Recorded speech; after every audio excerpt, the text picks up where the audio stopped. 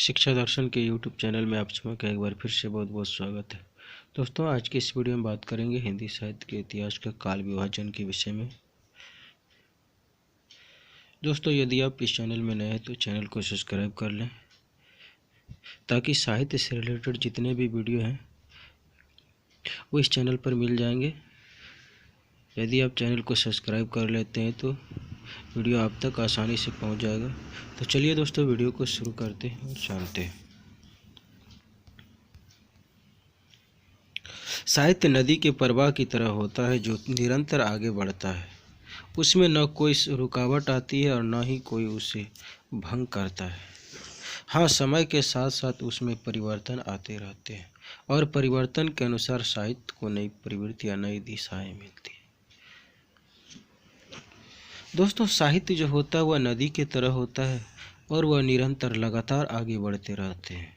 उसमें कोई भी रुकावट नहीं आती है, न ही उसे कोई भंग कर सकता है और वह समय के साथ साथ परिवर्तन के अनुरूप साहित्य को नई प्रवृत्तियां और नई दिशाएं मिलती है। किसी भी साहित्य के इतिहास का काल विभाजन करते ही किसी भी साहित्य के इतिहास का काल विभाजन करने की सर्वाधिक उपयुक्त प्रणाली उस साहित्य में प्रवाहित साहित्य धाराओं, विधि प्रवृत्तियों के आधार पर उसे विभाजित करना है। दोस्तों, यहाँ पर कह रहे हैं कि किसी भी साहित्य के इतिहास के काल विभाजन को सर्वाधिक उपयुक्त प्रणाली के साथ ही उस साहित्य में प्रवाहित साहित्य धाराओं, विधि प्रवृत्तियों के आधार पर उसका विभाजन करना होता है। युग की परिस्थितियों के अनुकूल साहित्य की विषय तथा शैलीगत प्रवृत्तियां परिवर्तित होती रहती है। युग की परिस्थिति के अनुसार और अनुकूल साहित्य के विषय और शैलीगत प्रवृत्तियां परिवर्तित होती ही रहती है। हिंदी साहित्य के विषय में भी यही बात युक्तियुक्त प्रतीत होती है। एक विशेष काल में समाज की विशेष परिस्थितियां एक तत्सम संबंधी विचारधाराएं रही है और उन्हीं के अनुरूप साहित्यिक रचनाएं प्रस्तुत हुई। दोस्तों, यहाँ पर कहा जा रहा है कि एक विशेष काल में ही समाज की विशेष परिस्थितियां और विचारधाराएं रही है, उन्हीं के अनुरूप साहित्य की रचनाएं हुई है। अपवाद रहे अवश्य, परंतु गौण प्रवृत्ति के रूप में। काल विभाजन करते समय स्वयं आचार्य शुक्ल ने विभाजन के आधार के संबंध में अपना मत स्पष्ट कर दिया है। उन्होंने कहा है, जब प्रत्येक देश का साहित्य वहाँ की जनता की चित्तवृत्ति का संचित प्रतिबिंब होता है, तब यह निश्चित है कि जनता की चित्तवृत्ति के परिवर्तन के साथ साथ साहित्य के स्वरूप में भी परिवर्तन होता चला जाता है।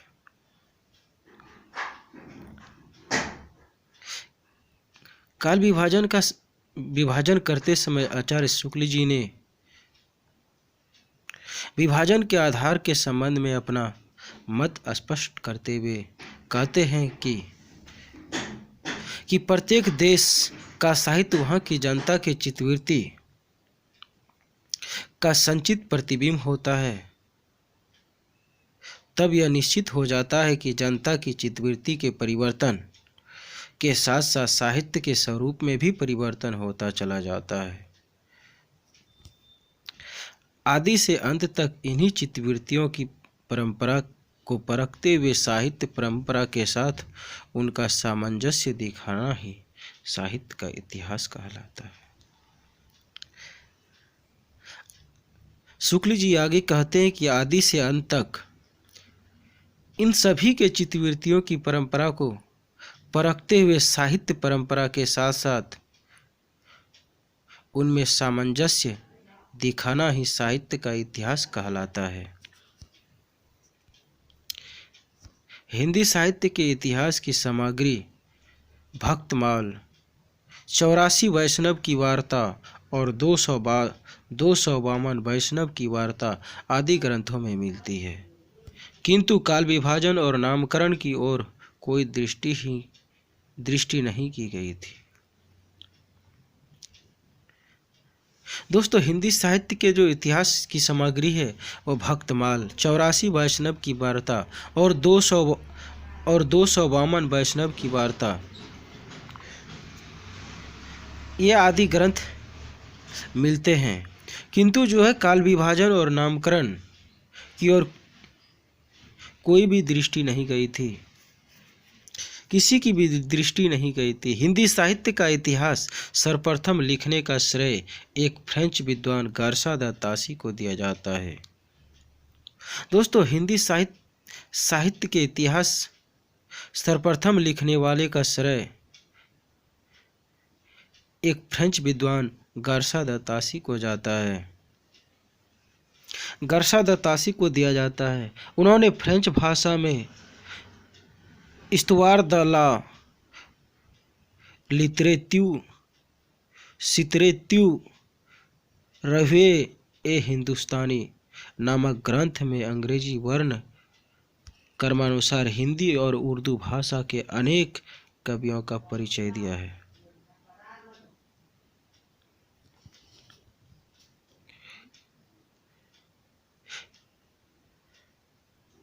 परंतु उन्होंने भी काल विभाजन और नामकरण की ओर ध्यान नहीं दिया था। दोस्तों, गार्सा द तासी ने अपने फ्रेंच भाषा में इस्तवार द ला लिटरेत्यूर रवे ए हिंदुस्तानी नामक ग्रंथ में अंग्रेजी वर्ण क्रमानुसार हिंदी और उर्दू भाषा में अनेक कवियों का परिचय दिए हैं, परंतु जो है उनमें काल विभाजन और नामकरण की ओर ध्यान नहीं दिया गया है। इस परंपरा का दूसरा महत्वपूर्ण ग्रंथ हिंदी विद्वान शिव सिंह सेंगर का शिव सिंह सरोज है। इसका जो दूसरा महत्वपूर्ण ग्रंथ है वह हिंदी के विद्वान शिव सिंह सेंगर का शिव सिंह सरोज है। इसमें लगभग 1000 भाषा कवियों के जीवन चरित्र और इनकी कविताओं के उदाहरण संग्रहित किए गए हैं, किंतु काल विभाजन का इसमें कोई संकेत नहीं है। दोस्तों, यहाँ जो शिव सिंह सेंगर है इसमें लगभग 1000 भाषा और कवियों के जीवन चरित्र और उनकी कविताएं उदाहरण संग्रहित किए गए हैं, किंतु काल विभाजन का इनमें कोई भी संकेत नहीं है। इस संबंध में सबसे पहला प्रयास करने का श्रेय जॉर्ज ग्रियर्सन को है, पर जैसा कि उन्होंने स्वयं अपने ग्रंथ की भूमिका में स्वीकार किया है, उनके सामने अनेक ऐसी कठिनाइयां भी थी जिससे वे कालक्रम एवं काल विभाजन के निर्वाह में पूर्णतः सफल नहीं हो सके। इस संबंध में सबसे पहला प्रयास करने वाले का श्रेय जॉर्ज ग्रियर्सन को है, जैसा कि उन्होंने स्वयं अपने ग्रंथ की भूमिका में स्वीकार किए हैं कि उसके सामने अनेक ऐसी कठिनाइयां और परिस्थितियां आई जिससे कि वे कालक्रम एवं काल विभाजन के निर्वहन में पूर्णतः सफल नहीं हो सके। उन्होंने लिखा है, सामग्री को यथासंभव कालक्रमानुसार प्रस्तुत करने का प्रयास किया गया है। यह सर्वत्र सरल नहीं रहा है और कतिपय स्थलों पर तो यह असंभव सिद्ध हुआ है। उन्होंने हिंदी साहित्य के इतिहास को निम्नलिखित 11 शीर्षकों के अंतर्गत विभाजित किया है।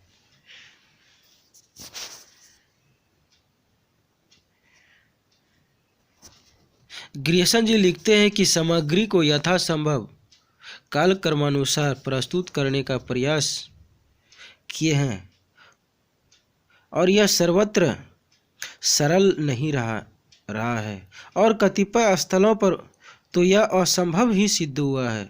उन्होंने हिंदी साहित्य के इतिहास को 11 शीर्षकों के अंतर्गत विभाजित किया है। तो पहला है चारण काल, चारण काल 1702 से 1300 ईस्वी। दूसरा 15वीं सती का धार्मिक पूर्ण जागरण। तीसरा है जायसी की प्रेम कविता। चौथा है ब्रज का कृष्ण संप्रदाय। पांचवा है मुगल दरबार। छठा है तुलसीदास। सातवां है रीतिकाल। आठवां है तुलसीदास के अन्य प्रवृत्ति। नौवां है 18वीं शताब्दी। 10वां है कंपनी के शासन में हिंदुस्तान। और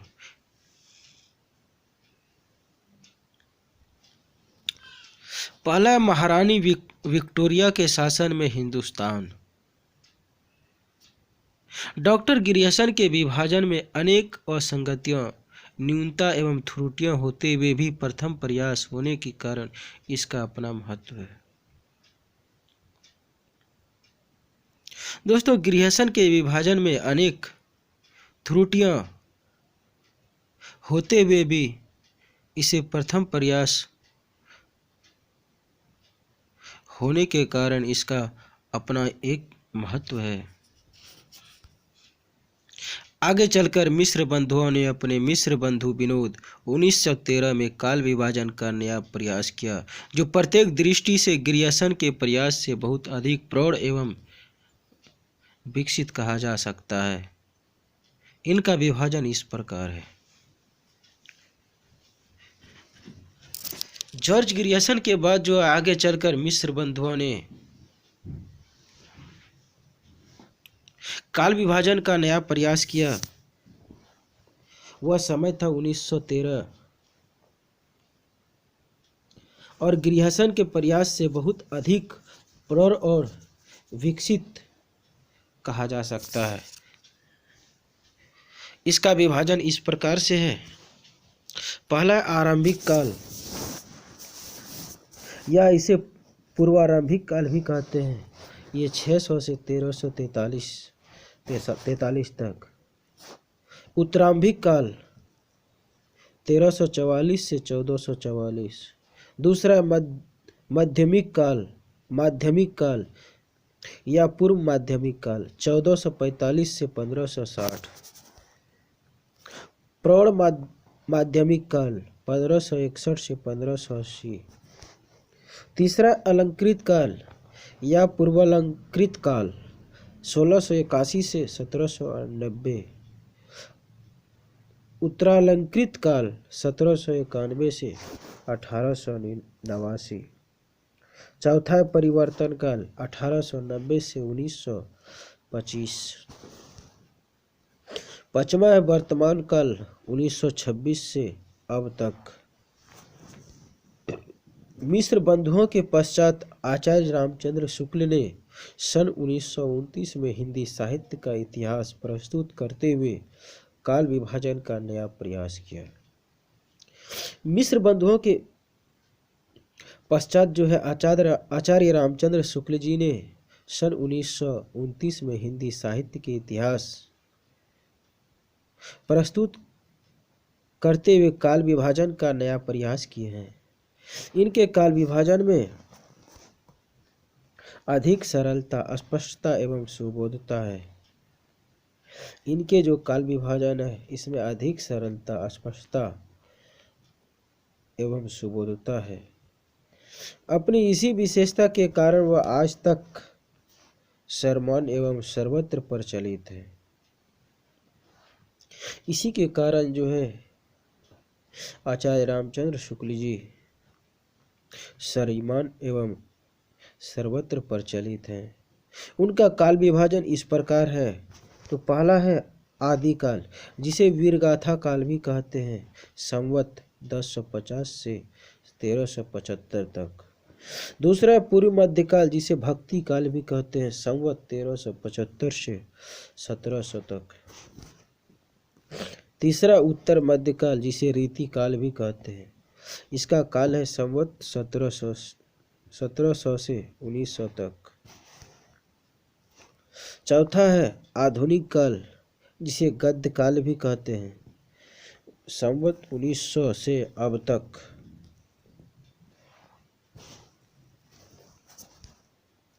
आचार्य शुक्ल जी के पश्चात डॉक्टर रामकुमार वर्मा का नाम इस प्रसंग में उल्लेखनीय है, जिन्होंने अपना नया काल विभाजन प्रस्तुत किया, जो इस प्रकार है। आचार्य शुक्ल जी के पश्चात ही रामकुमार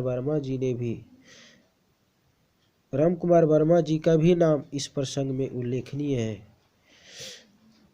इन्होंने अपना नया काल विभाजन प्रस्तुत किए हैं, जो इस प्रकार है। पहला है संधि काल, जो कि 750 से 1000 तक है। दूसरा है चारण काल, 1000 से 1375 तक। भक्ति काल 1375 से 1700। रीति काल 1700 से 1900। आधुनिक काल 1900 से अब तक। डॉक्टर वर्मा के विभाजन के अंतिम 3 काल विभाजन आचार्य शुक्ल के ही विभाजन के अनुरूप है। केवल वीरगाथा काल के स्थान पर चारण काल एवं संधि काल नाम देकर अपना नयापन स्थापित किया है।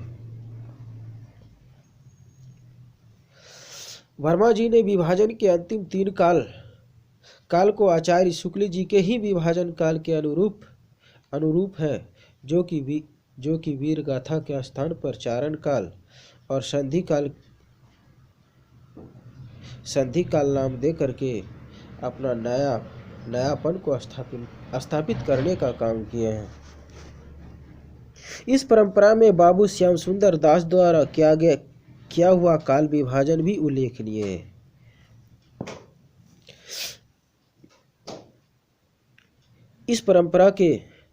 इस परंपरा में बाबू श्याम सुंदर दास जी द्वारा किया हुआ काल विभाजन भी उल्लेखनीय है।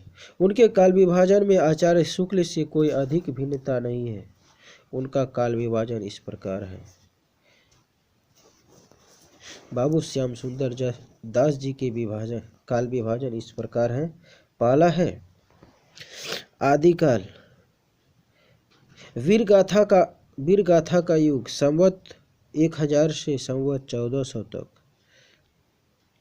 दूसरा पूर्व मध्य युग, भक्ति का युग संवत 1400 से संवत 1700 तक। तीसरा उत्तर मध्य युग, रीति ग्रंथों का युग संवत 1700 से संवत 1900 तक। चौथा आधुनिक युग, नवीन विकास का युग संवत 1900 से अब तक।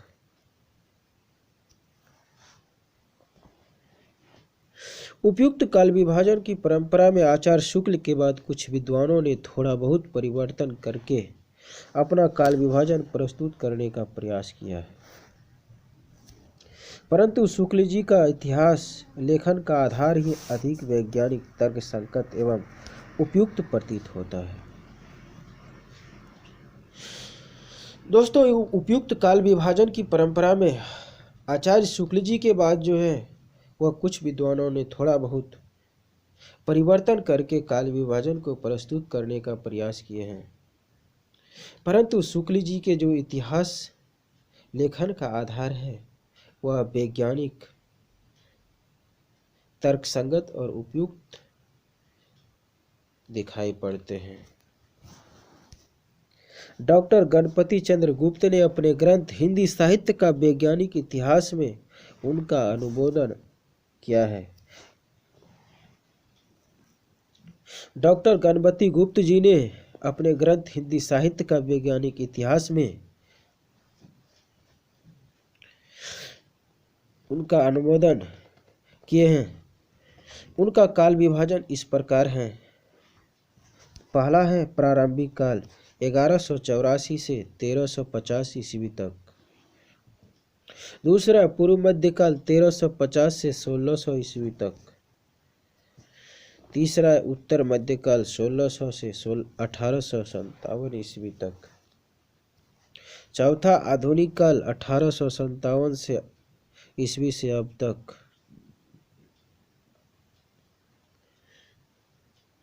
दोस्तों, ये गणपति गुप्त जी के काल विभाजन है। इस परंपरा में डॉक्टर नगेंद्र का नाम भी उल्लेखनीय है। उन्होंने हिंदी साहित्य का काल विभाजन तथा नामकरण इस प्रकार किया है।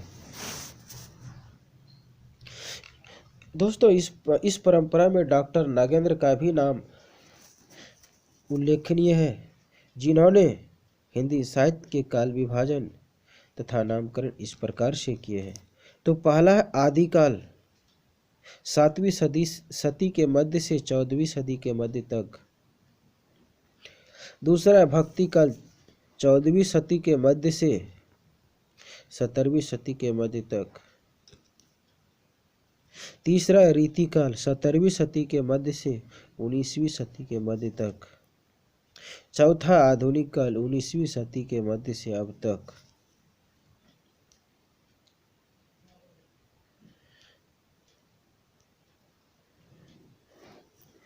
पूर्ण जागरण काल, भारतेंदु काल,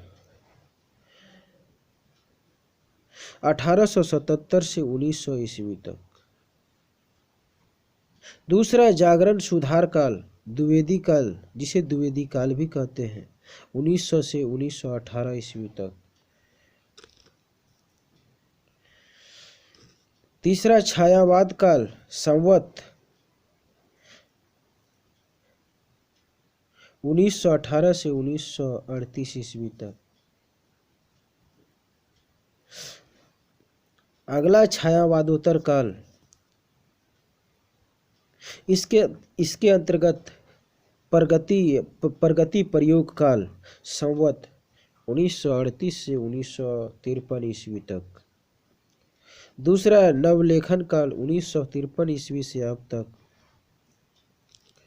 उपयुक्त सभी विद्वानों के काल विभाजन में आचार्य शुक्ल का काल विभाजन ही सर्वसम्मत एवं उपयुक्त माना गया है।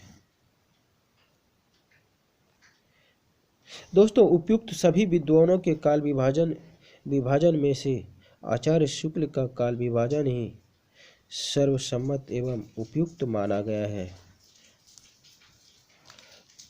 तो दोस्तों आज के इस वीडियो में मैं आपको हिंदी साहित्य के इतिहास का काल विभाजन को बताया हूँ। यदि दोस्तों वीडियो अच्छा लगे तो वीडियो को लाइक करें, साथ ही साथ शेयर करें। यदि दोस्तों आप इस चैनल में नए हैं तो चैनल को सब्सक्राइब कर लें। तो दोस्तों फिर मिलते हैं अगले वीडियो में। आज के लिए इतना ही, तब तक के लिए धन्यवाद।